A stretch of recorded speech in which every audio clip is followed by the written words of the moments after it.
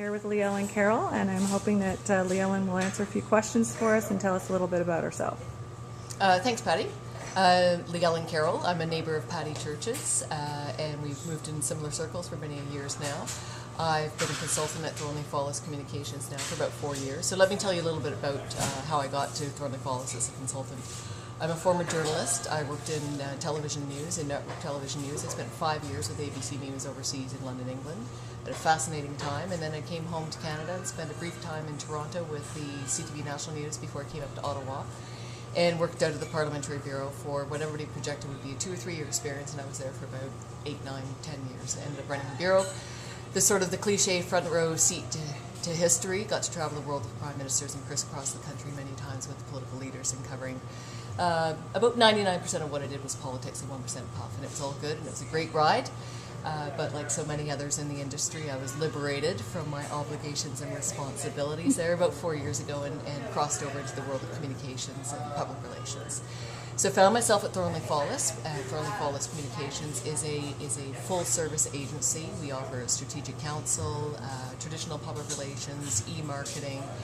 We have a great practice, a training practice where we do media training, presentation training, social media training. We are heavily involved ourselves in social media as we help our clients sort of guide their way through the waters in that new and evolving frontier. And we have a web development and web design shop as well. So we're full service communications, so offering many, many different sorts of tactics and strategies for our clients. And what is the name of the development shop, the web services shop? 76 Design, and they started in about 2000, so they've been with Thornley Fallis for 10 years. Okay, great. And the size of the firm again? Thornley Fallis Communications was founded in 1995. We're approaching about 45 people between our Toronto and our Ottawa offices. And in Ottawa, we're coming up to 30 people right now. Okay, great. Okay, so I'm going to go through a series of quick questions. The first one being, what are the top 3 things that you're looking for in new PR grads in 2010? Top 3 things I'd be looking for in a PR grad this year I don't think would be different from the past 3 years, but really one is obviously an eagerness and an ability, somebody who's keen to make it a career. Most people come out of school and they have an eagerness and a keenness. Sometimes you get people that aren't really that committed to making that their career. So for grad, I'd be looking for somebody who's really, really keen on the industry and eager to learn. The learning doesn't stop at school. The learning continues, hopefully, through lifetime. The second thing is an initiative. Coming equipped with skills and knowledge is great, but I really like to have people on board who want to contribute something, to make a difference to the firm, to their colleagues, to their clients, to be able to come with ideas, with initiatives, with a can-do attitude. Not people that are sitting there saying, yes, I can do that, yes, I can do that, give it to me, I'll get it done. But sometimes, somebody who's going to have a light and say, how about we approach it something a little bit different this way? Or I remember reading about a project that was done in a certain different manner. So people that have a little bit of initiative. And then also what I like to see is somebody who loves to compete and likes to win, who can get the job done and exceed expectations. Very good. Okay, number 2. What do you think new grads need to be aware of when they're starting their careers? Everybody that starts their career needs to learn fast that a lot of it is about sucking it up, buttercup. It's not all perfect. Every job has components of it that are not all that pleasant to do. And it comes down to your initiative and especially one's attitude about what to do, about the things that are not all that exciting to do, but they need to be done. Whether it's part of teamwork, something that you have got to do on a daily basis, or something on a monthly basis. For me, it's invoicing and administrative work. It's not all that much fun. I'm sure it is for an accountant, but not for me. But I know it has to be done, and I can program it into my calendar for when it needs to get done, and make everything smooth sailing for the rest of the firm. Sometimes it involves research or photocopying or getting in your jeans and crossing the floor, hands and knees at an event because you've got to pull some cable across the floor. It's not always as glamorous or as rewarding as one may think, but it's a lot of it comes down to the attitude about what needs to get done in order for everything to succeed. And I look back when I had finished my graduate work and gone to work with ABC News overseas, and I was working in the research department, and I didn't find it at the time all that rewarding, because I remember for days I spent clipping newspapers. This is before there was this thing called the internet. And you had to clip the newspapers and put together research packages for these highly paid, glamorous reporters that were traveling around the world. And I put together a research package on all things about the United Arab Emirates.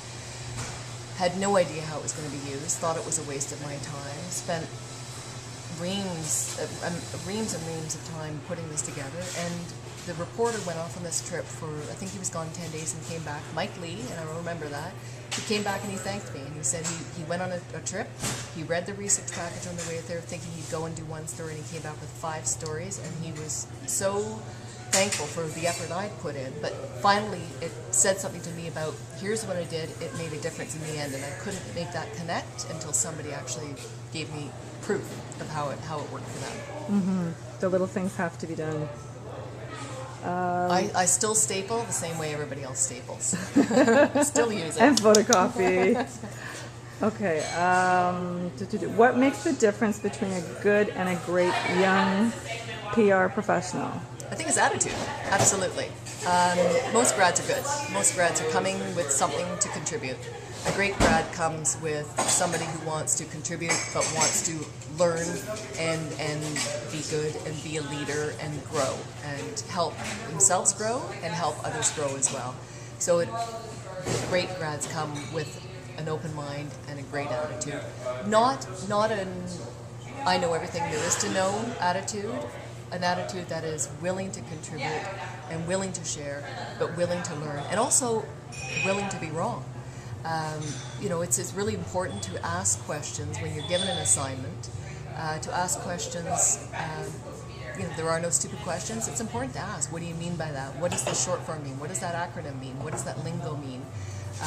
Have I done the right thing? Can you give me some guidance? It's very important in being approachable to be able to show an openness as one approaches another person, but an openness to change and grow yourself.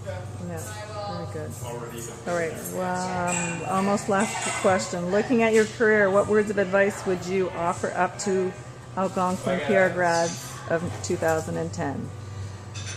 Well, I graduated, I did a degree in political science and then went and studied broadcast journalism, so I was never a PR grad. But I think my advice to anybody finishing formal education is take the risk, take the opportunity, and see what you can make out of it.